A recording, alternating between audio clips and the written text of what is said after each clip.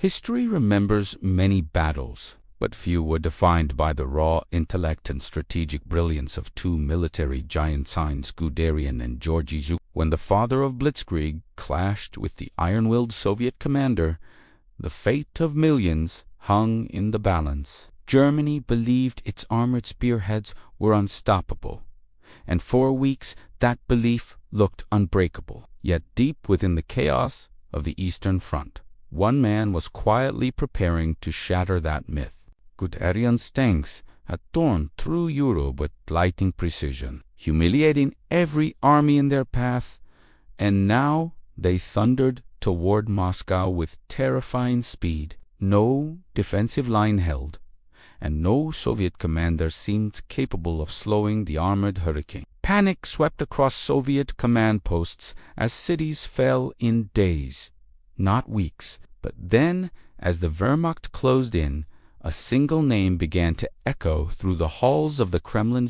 This was more than a military confrontation. It was a duel of doctrines and a test of human will. Guderian's belief in speed and shock would collide directly with Zhukov's mastery of discipline, attrition, and timing. Their decisions would determine whether Moscow fell or survived. And in that high-stakes clash, the world would learn that even the fastest strike can be stopped by the right mind at the right moment. To understand the scale of this confrontation, we must step into the summer of 1941, when Nazi Germany launched Operation Barbarossa, the largest invasion in human history. Hitler expected to crush the Soviet Union in a matter of weeks. German generals promised victory before winter, predicting that the Red Army would collapse under the weight of Blitzkrieg. What unfolded instead was a brutal and prolonged struggle that neither side fully anticipated.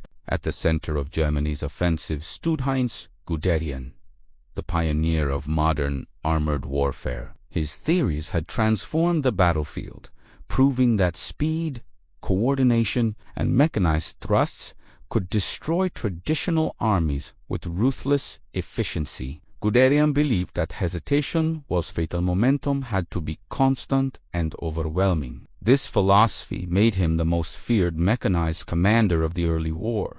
Facing him was Georgy Zhukov, a commander forged in hardship and defined by relentless discipline. Known for his analytical mind and uncompromising leadership, Zhukov understood something many did not.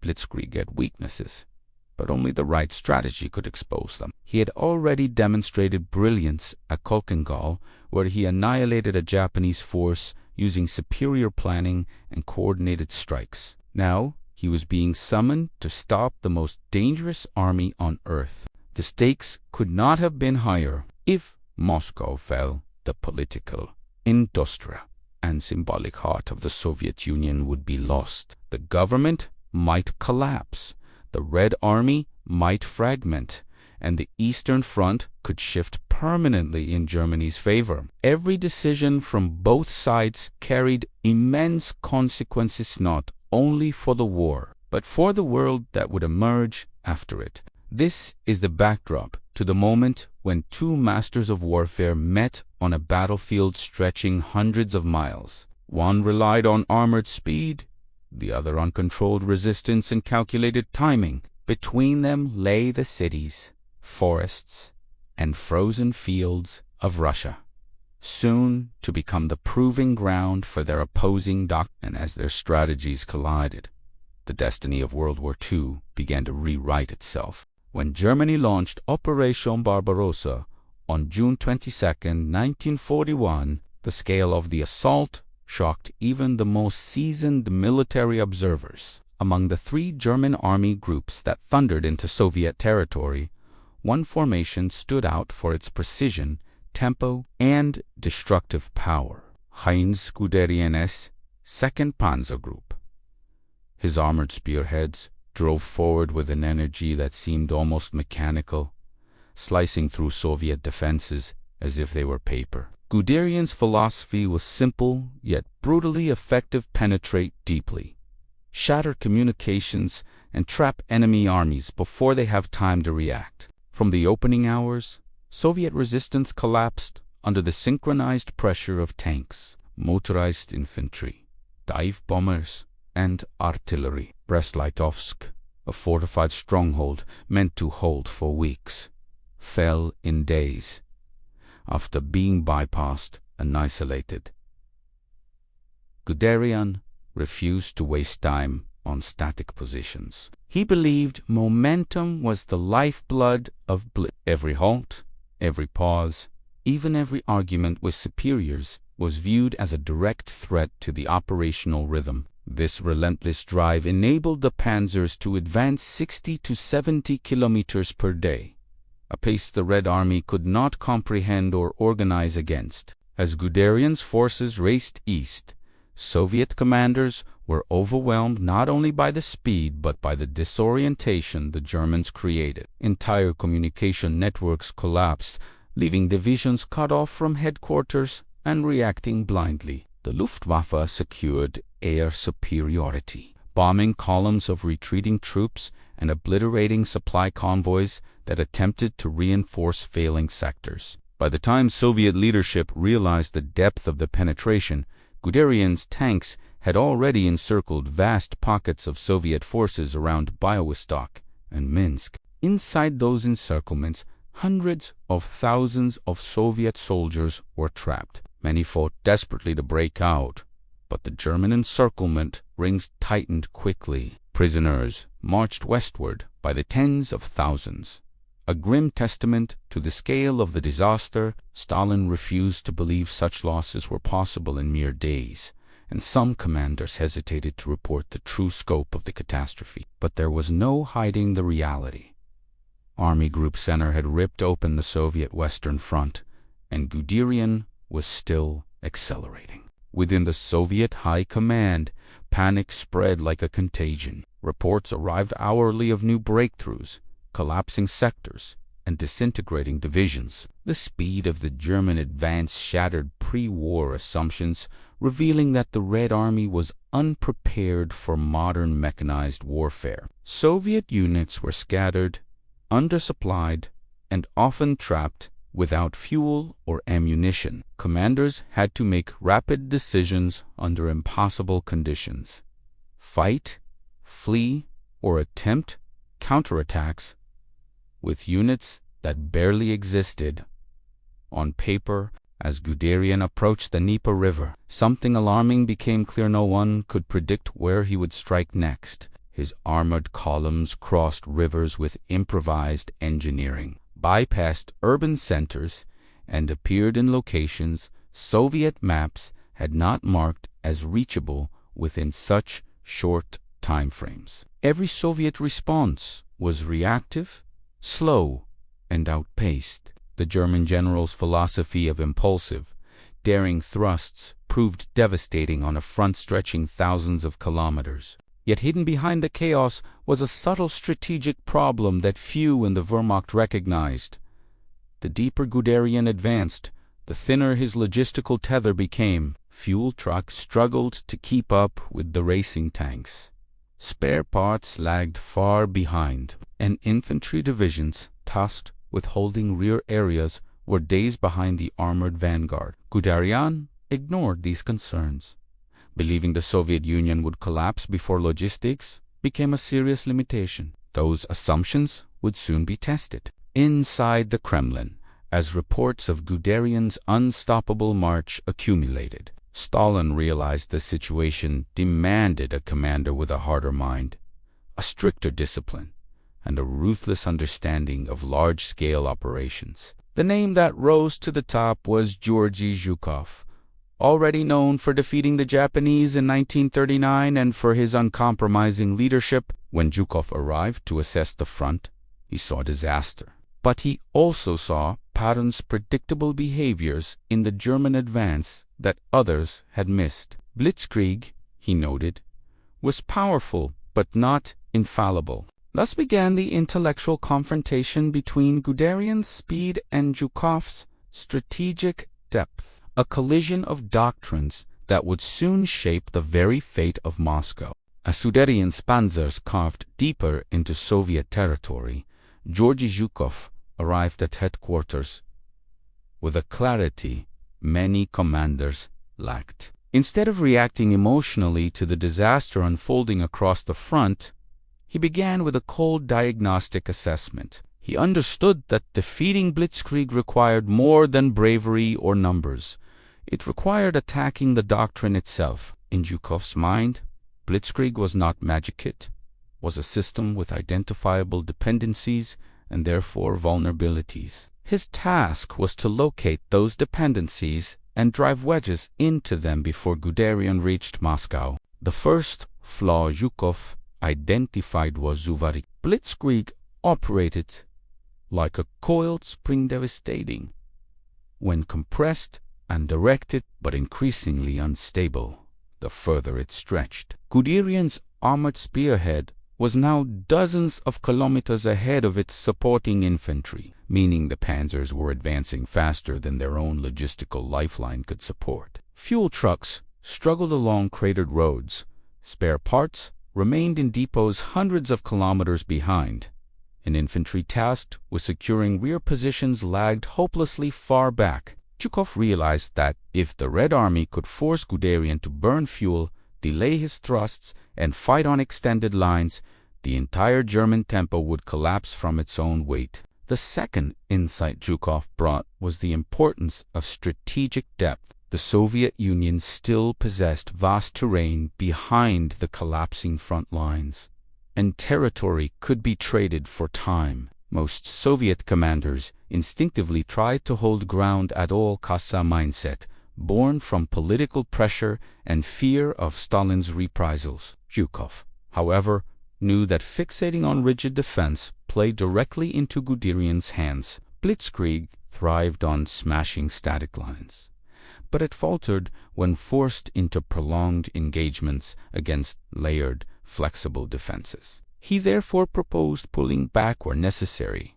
consolidating stronger positions, and forcing the Wehrmacht to attack fortified lines rather than race through open terrain. A critical tactic Zhukov implemented was shock absorption, a concept rarely discussed in Soviet doctrine. Instead of meeting Guderian head-on at the point of penetration, Zhukov ordered a series of secondary positions designed to slow, redirect, and fatigue the German spirit. These defenses were not meant to win battles. They were meant to buy hours, then days, then precious weeks. Every delay forced Guderian's tanks to idle, burning fuel, wearing engines, and losing the element of surprise. Every pause tightened the invisible noose around the Blitzkrieg's logistical throat. Zhukov also accelerated rail demolition and scorched earth operations, a controversial but essential pillar of his counter-strategy. Bridges were blown before German engineers could reach them. Fuel depots, grain stores, and factories were evacuated or destroyed. Retreating units tore up tracks and ripped out telegraph lines. These measures slowed not only the panzers but also the supply formations that were supposed to feed and fuel them. Guderian had designed Blitzkrieg for Western Europe, where infrastructure was dense, distances short, and roads maintained. In the vast, rugged expanse of the Soviet Union, his logistical calculus was breaking. Another element Zhukov recognized as decisive was whether summer was ending and autumn rains known, as the Rasputitsa would turn roads into rivers of mud, immobilizing German vehicles. While this was still weeks away, Zhukov planned operations that would force Guderian to operate at full tempo during the period when the terrain would soon betray him. He needed to keep pressure high enough that the Wehrmacht would be caught in the mud while overextended, not safely paused on defensible lines. Meanwhile, Zhukov quietly orchestrated one of the most impactful redeployments of the war, the movement of Siberian troops. These divisions, hardened by brutal winters and trained in mobile infantry tactics, were pulled from the Far East after Soviet intelligence confirmed Japan would not attack. They traveled thousands of kilometers westward, concealed from German aerial reconnaissance, and destined for the defense of Moscow. Their arrival would provide the fresh strength needed to withstand Guderian's coming assault. As these preparations unfolded, Zhukov also reshaped the Red Army's psychological state. Many Soviet troops were demoralized, witnessing unimaginable losses and rapid retreats. Zhukov imposed strict discipline, restructured shattered units, and replaced ineffective officers without hesitation. His leadership style was harsh, sometimes unforgiving, but it instilled a sense of order that the front desperately needed. Troops began to understand that retreat was part of a stratagem, not a collapse. Confidence slowly returned as defensive belts thickened and reinforcements arrived. By Lachi summer, the battlefield had transformed. Guderian was still advancing, but the terrain, the logistics, and the Soviet posture had begun to shift subtly against him. The Red Army no longer broke instantly under armored assault. It resisted, absorbed, and counteracted. Zhukov had not yet stopped Blitzkrieg, but he had undeniably slowed its heartbeat. And in a war where time equaled survival, this shift marked the beginning of Germany's strategic unraveling. By late summer of 1941, the German advance that had seemed unstoppable began to show the first signs of strain. Guderian was still pushing forward, but the speed that defined Blitzkrieg was no longer uniform, seamless, or predictable. Each kilometer gained now required more fuel, more repairs, and more force than the one before, while Guderian continued to demand rapid thrusts toward key objectives. The German High Command quietly noted a growing problem. Their armored spearheads were beginning to outrun the operational logic that made them so effective. Zhukov, watching these developments closely, sensed that the moment to shift from pure delay to active resistance was approaching. The Smolensk region became the first true test of Zhukov's evolving strategy. The city, lying on the crucial highway to Moscow, served as a natural defensive barrier and logistical hub for both sides. Guderian sought to seize Smolensk quickly, using it as a launchpad to encircle remaining Soviet forces and open the road to Moscow. But Zhukov understood that holding Smolensk outright was impossible, so he focused instead on shaping the battle around it. He tasked Soviet forces with counterattacks that did not aim for decisive victory, but rather aimed to disrupt, fragment, and fatigue Guderian's formations. This led directly to the Yelnya offensive, one of the earliest organized Soviet counteroffensives of the war. For the first time since Barbarossa began, the Red Army launched a coordinated operation designed not merely to defend, but to actively reclaim territory. Zhukov's objective was straightforward: force Guderian to divert time, men, and machinery into a battle he did not want to fight. The position at Yelnya formed a German-held bulge that protruded dangerously into Soviet lines, offering both an opportunity and a vulnerability. By attacking this salient, Zhukov aimed to bleed the German forces and erode the offensive momentum that Blitzkrieg depended on. The fighting at Yelnya was brutal, prolonged, and unlike anything the Germans had encountered since entering Soviet territory. Soviet artillery pounded German positions relentlessly.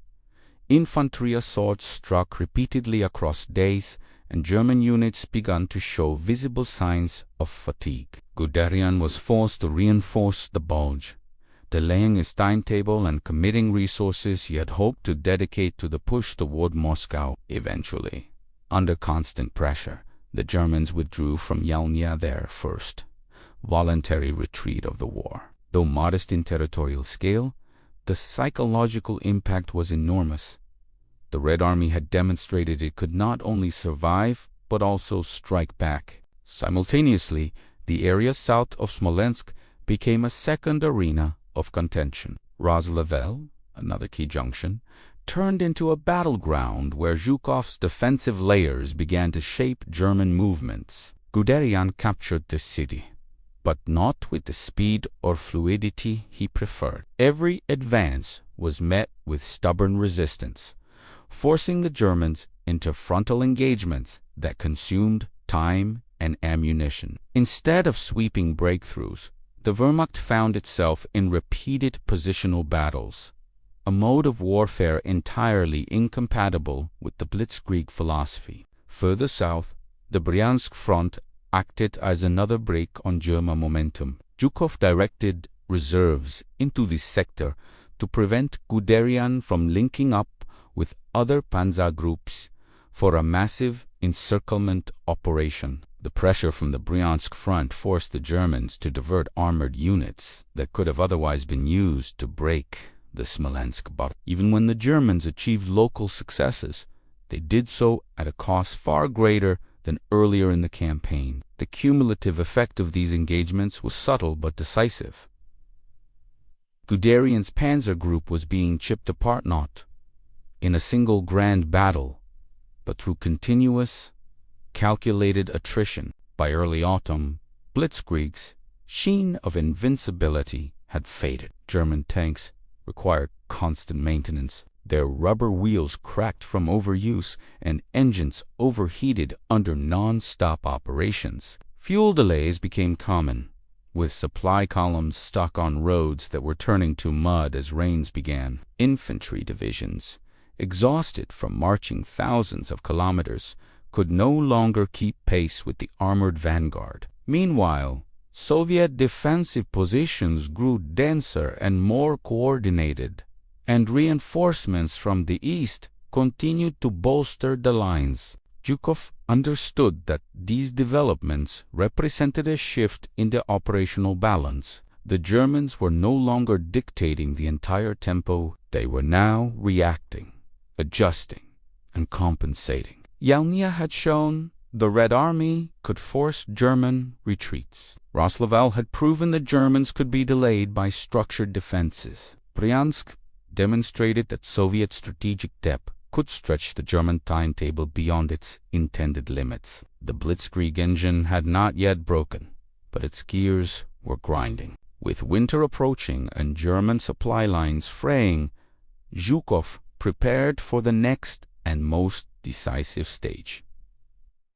The defense of Moscow itself. The battle was far from over, but for the first time since the invasion began, the Soviet Union stood not on the brink of collapse, but on the threshold of resistance that could alter the trajectory of the entire war. As autumn bled into winter, the German march toward Moscow transformed from a swift offensive into a grinding struggle. The distances were longer, the defenses stronger, and the weather increasingly unforgiving. Yet Hitler issued a clear directive: Moscow must fall. Guderian, compelled by both ideological pressure and his own belief in the decisive value of capturing the Soviet capital, prepared his panzers for one final, desperate thrust. But by the time the German spearheads approached the outer ring of Moscow's defenses,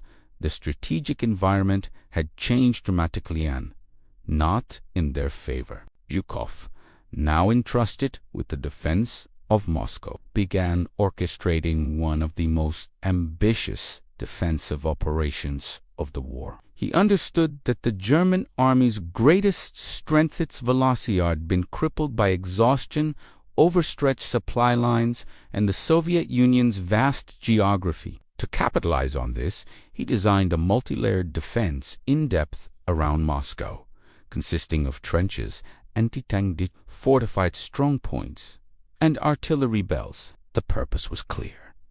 The Germans could advance, but they would bleed for every kilometer. Every mile they moved forward would cost fuel, time, and lives they could not afford to lose. Meanwhile, the long-awaited Siberian divisions finally began arriving in force. Trained for harsh winters, equipped with cold weather gear, and bolstered by high morale, These troops were a stark contrast to the exhausted and ill-clothed German soldiers now facing sub-zero temperatures. Their arrival was made possible by Soviet intelligence confirming Japan's decision not to attack the eastern USSR. This strategic freedom allowed Zhukov to reinforce Moscow with tens of thousands of fresh troops. At the very moment Germany was suffering from manpower fatigue, the psychological impact on both sides was profound. The Soviets felt strengthened, while the Germans began to understand they were fighting an enemy with deeper reserves than anyone had predicted. The German advance toward Moscow encountered increasingly fierce resistance. Anti-tank guns, camouflaged in forests and frozen fields, struck at panzer columns with improving accuracy. Mines, wire, traps, and sniper fire slowed infantry movements to a crawl. What had once been rapid breakthroughs now turned into tactical stalemate, where German units fought for days to secure villages that offered no major advantage other than proximity to the capital. The Luftwaffe, once dominant, struggled against worsening weather conditions and dwindling fuel reserves. Each German attempt to push forward collided with Zhukov's defensive architecture and the realities of the Russian winter. By late November, the German assault had halted completely. Tanks froze in place, engines failed to start, oil turned to sludge, and weapons melted. Soldiers wrapped themselves in makeshift coverings of straw and cloth, desperate for warmth in temperatures that reached -30°C. The designed for short, decisive campaigns was now facing conditions it had never prepared for. Supply lines stretched thin across muddy, frozen terrain, and reinforcements could not arrive quickly enough to sustain offensive operations. Blitzkrieg, the doctrine that depended on ceaseless motion, was trapped in a landscape where motion itself had become nearly impossible. Zhukov recognized that this immobilization offered a fleeting but decisive opportunity. On December 5, 1941, he launched a massive Soviet counteroffensive along a broad front, catching the Germans in a moment of extreme vulnerability. Siberian troops spearheaded the assault, striking with coordination and aggression that startled German defenders. Soviet cavalry raided supply lines. Artillery shattered frozen German positions, and infantry units advanced with the determination born from defending their capital. The Germans, unable to maneuver effectively or reinforce rapidly, were forced into a retreat that stretched over 200 miles in some sectors. For the first time in the war, the Wehrmacht was not simply halted, it was driven back. Guderian's formations, battered and demoralized, withdrew under pressure, abandoning equipment they could no longer move or repair. The myth of Blitzkrieg's invincibility collapsed in the snow outside Moscow. Hitler, furious and unprepared for the implications, dismissed generals and issued unrealistic orders demanding positions be held at all costs. But no order could reverse the operational defeat Germany had suffered. The momentum of the invasion had been broken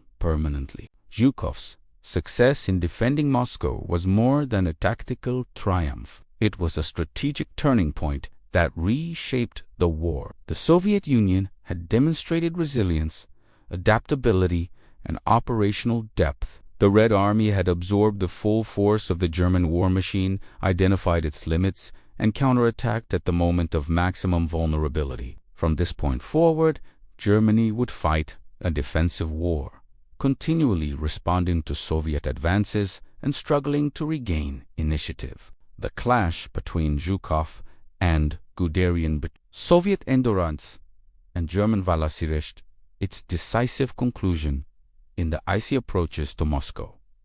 Blitzkrieg had been broken, and with it, the illusion of German supremacy in the East shattered, opening the path for the long grinding Soviet advance that would eventually carry the Red Army all the way to Berlin.